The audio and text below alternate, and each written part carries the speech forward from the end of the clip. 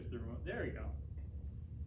Hey, Dance with Intention, continuing ed week one of 6. There's 6 in this session, remember that. Tonight we took some original moves, some basics that we had from the past, and we changed them up. We tweaked them, we spiced them up and made them a little more interesting. We started with a cross hand hold, and under normal circumstances we could do an over the head outside turn for the follower, just a regular 6 count pattern. But instead this time, what we did was we decided at the end, so we did everything normal, 1, 2, 3, and 4. By 4 here, as a leader, I am starting to seek compression with my follower, which is different than what we normally do. Normally, we're just sort of in this neutral position, and then we go find our anchor and do stretch. Here, I'm seeking compression because I want to actually put energy into this connection to encourage a little extra rotation so that by the end of it, my follower and I are both facing the same direction. We have sort of the same leg lines. We're gonna hang out here for a second, do something cool, maybe look into each other's eyes, a little sultry, and then come out and do the rest of the pattern.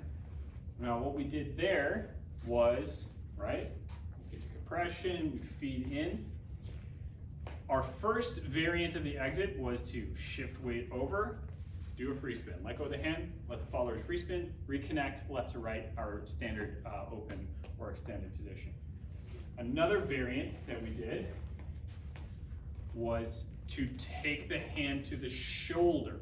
We don't want to go up too high. Followers will think that it's coming over their head and that they need to rotate through. That is not what we want, right? So we want to come up just to the shoulder and make contact early. We want to make sure we offer this other hand in the line of sight of the follower so that they, as early as possible, so that they can seek it out. Then guide the follower down the slot, take the left hand over the top, and anchor. We are in this cross hand position with the left hand over the top. From here, it's really easy to do one of these rainbows to reset back to open position and to continue on. All the way through. 1, 2, 3, and 4, 5, and 6, 7, and 8, 9, 10, 11, and 12. 12 count pattern out of 6. 6 freebies. The next one that we did was we started with our regular vanilla. we like vanilla ice cream. It's not that bad. It's good. It's just, you know, sometimes you want some chocolate chips or some mint or some fresh cut strawberries or something in there. So regular whip with an outside turn, raise the hand, over the top, single outside turn. We took that and we added some onto the end of it. So 1, 2, 3, and 4, 5, 6. 5, 6 is pretty normal. What I'm doing now as a leader is I'm preparing to actually go with my follower and to encourage some rotation. I'm transitioning from the back down to the hip, the right hip of the follower. I'm letting go of this hand, I'm going with, and I'm feeding into this connection. It's called a hip catch. So there's a lot of energy here. We have our stretch, then we can come back out and continue on with our next thing. So, how do we do that? We get into the whip, 1, 2, 3, and 4. I want to send my follower through and go with. Trail the hand down to the hip, follow my follower into this, and then I want to back out of it, cross the slot again, and get back to this closed position hand hold that we can take from there. Do you have something to add?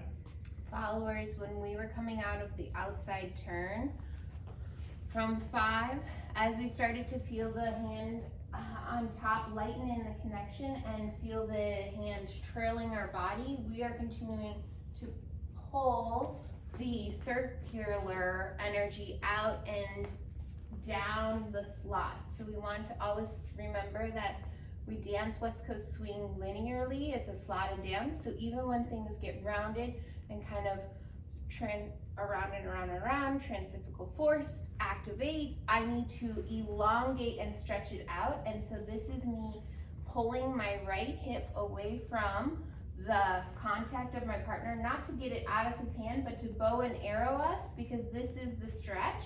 Now you can also feel and see that Mark's right leg is behind him, and that's a counterweight point that's going in that direction.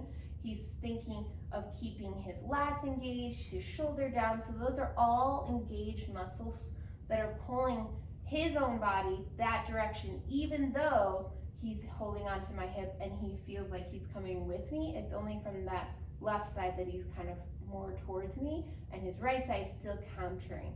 So that you have a nice elastic moment here. That, as soon as he shifts his weight to that back foot, it feels rebounding for me as a follower to come out. I'm not stumbling. I'm actually just feeling that pull that we both just built up. If I don't sink into that and Mark just takes the step, watch how it looks. I kind of feel off and sluggish and stumbling. So followers, this is my job in the partnership, is to really create the elasticity of longevity in the stretch on that move. And the way that I know that is because we're here at the end. He's not going any further.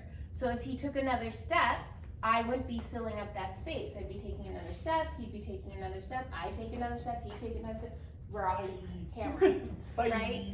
So make sure that when you take that last step, even if you can't go any further, what can you do with your body? Well, your step is already complete, but you can feel your hip, your booty, your ribs, your shoulder. You can see how my arm reaches, and I'm literally twisting my spine to try and keep sending energy there. He doesn't let it go that long to where I start really pulling away from him. He lets it get just far enough so then we can rebound off of it. So use that elasticity to your advantage. All right, all the way through? With music? Sure. Sounds ready. We have a song.